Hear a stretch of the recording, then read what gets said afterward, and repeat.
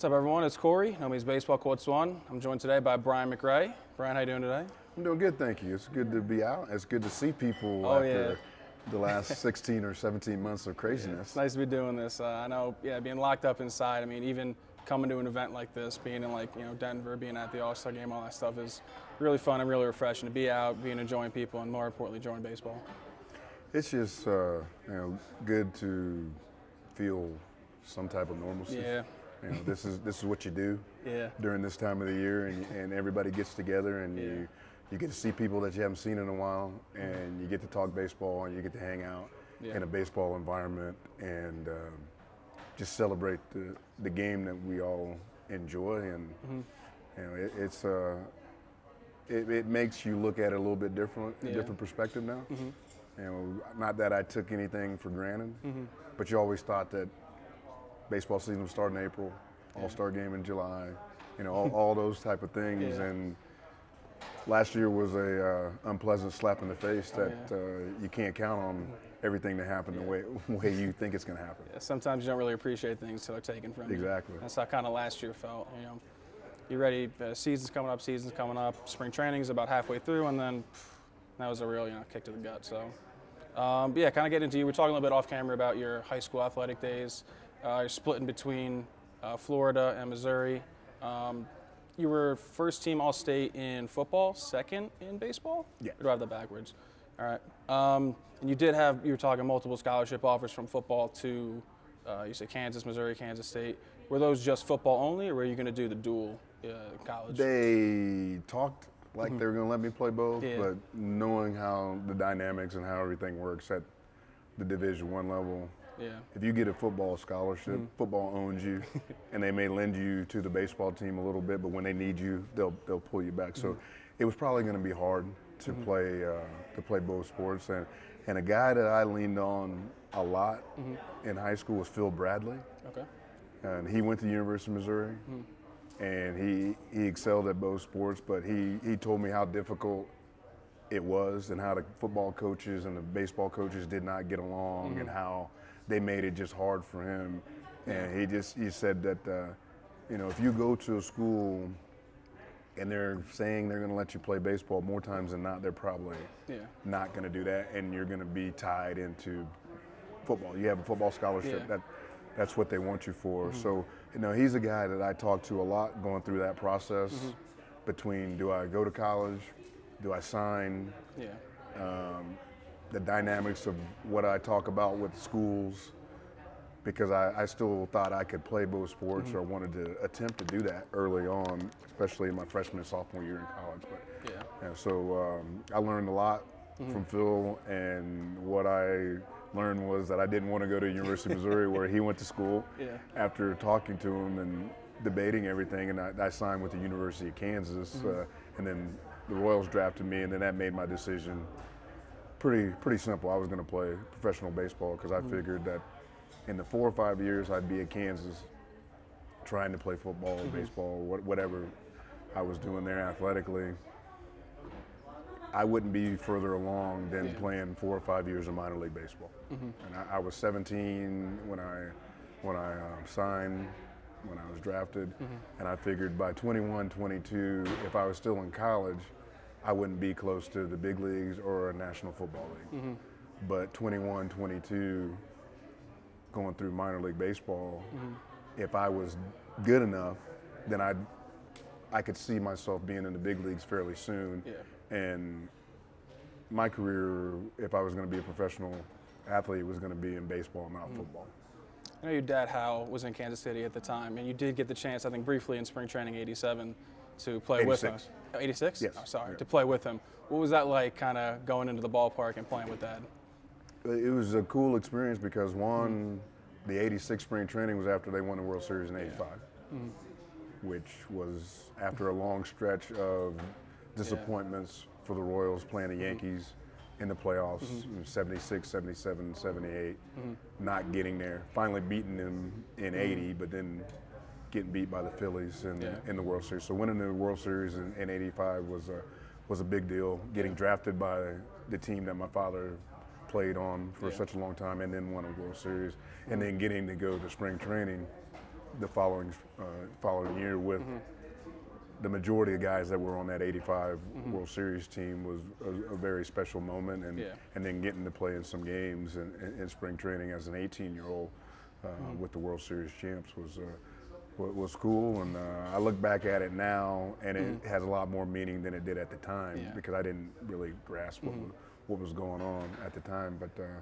you know, it meant that my dad stuck around long enough and was a good enough ball player where he was able to be employed long enough to where I could come up and have a chance to play with him. We didn't get a chance to do it at the big league level in a regular season game, but you know, spring training was a regular season game enough for me, and as an 18-year-old kid, that was a great moment, and I enjoyed it. He did get to manage you at some point, right? Pardon me? He did get to manage you. Yeah, right? so parts of 3 seasons or 4 seasons in 91, 94 in Kansas City, and that was a unique situation because he had turned down the managerial job, I think, in the late 80s, early 90s with the Royals.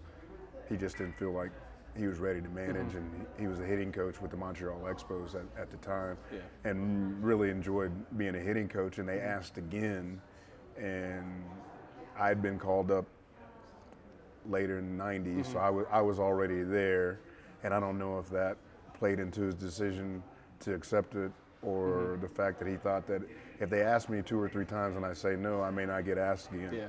But that was special for our family because everybody had been all over the country and spread out for a long time, and now everybody was together. And my dad really hadn't seen me play a whole lot of ball growing up. He didn't see me play much high school football or see me play much high school Legion baseball. So he got to see me play every day. He had a front row seat for almost 4 years to see me play at the highest level.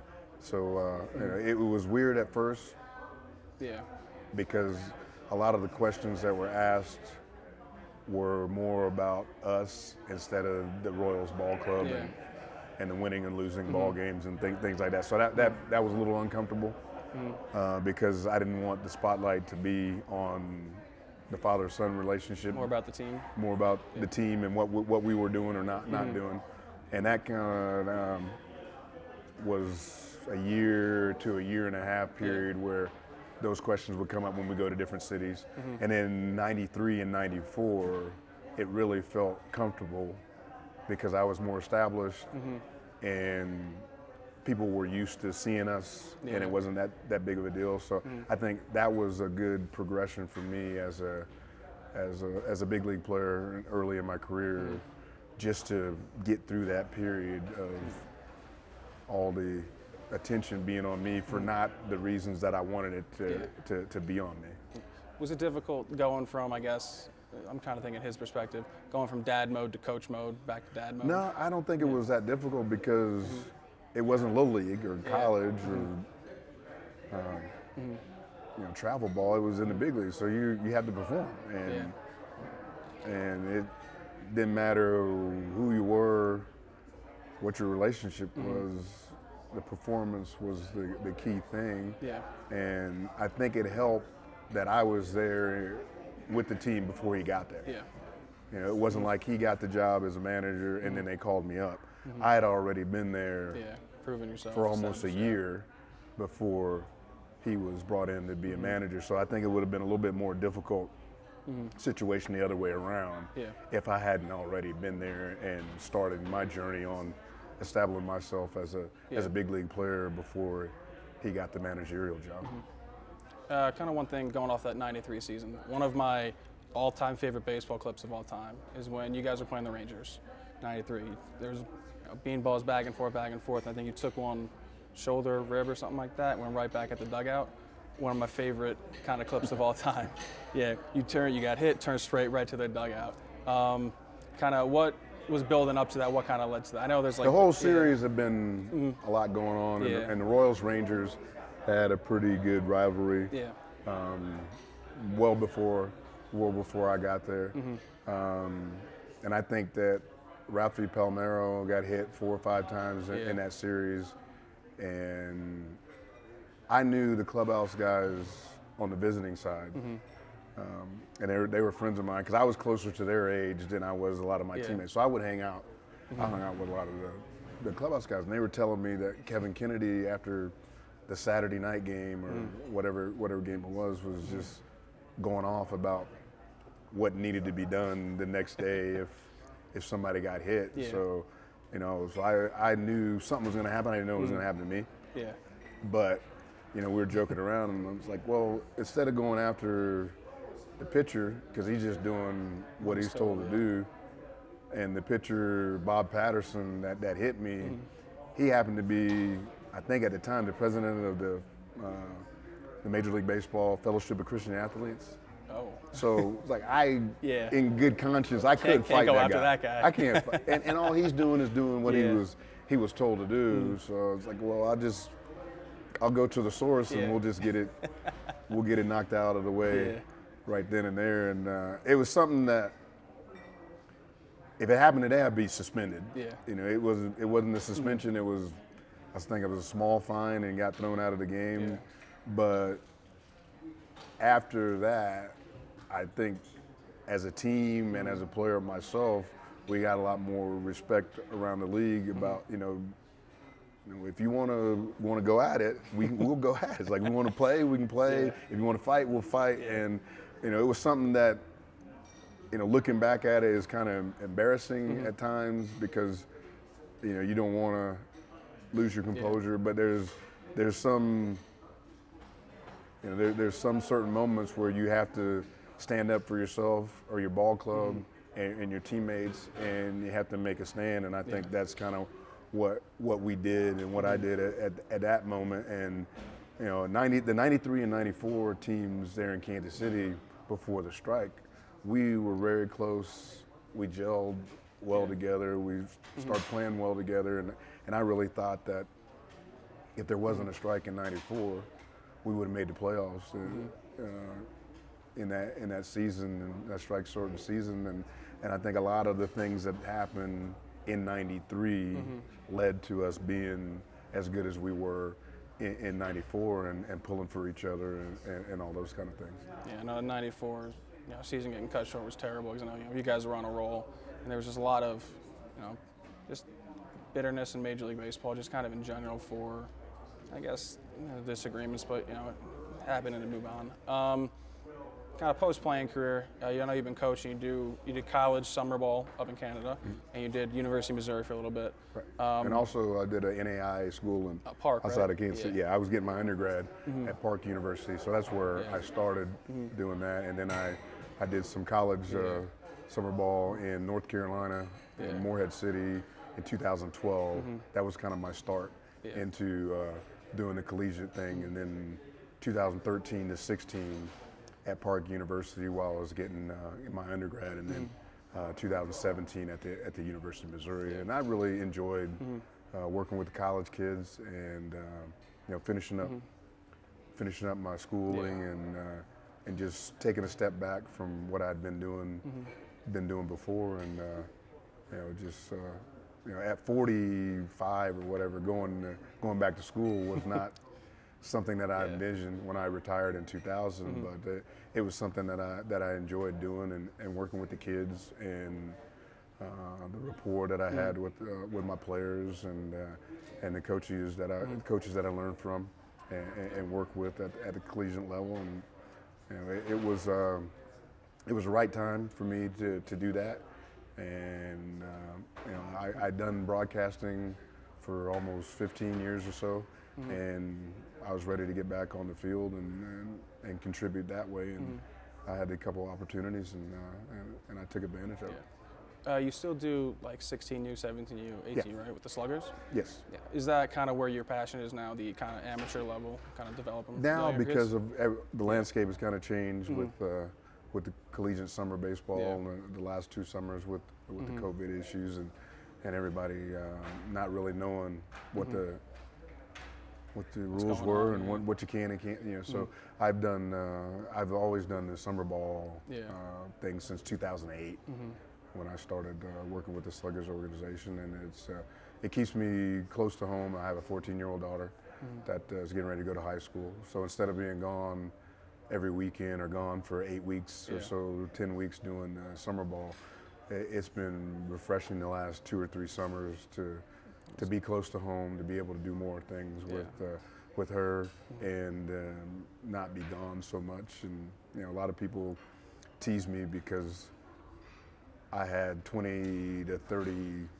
so-called kids that I coached every summer that I spent more time with than I did my own daughter because of the coaching aspect in the summer. And that's when she's off. That's when I can help her drive and do all these other things. So for now, that's doing the sluggers, but not on a full-time scale where I'm gone all the time, where I can still do things with my daughter before she gets old enough to not want me to be around, and she's off on her own in a couple of years. Yeah, that's awesome. Sounds like a perfect opportunity for you.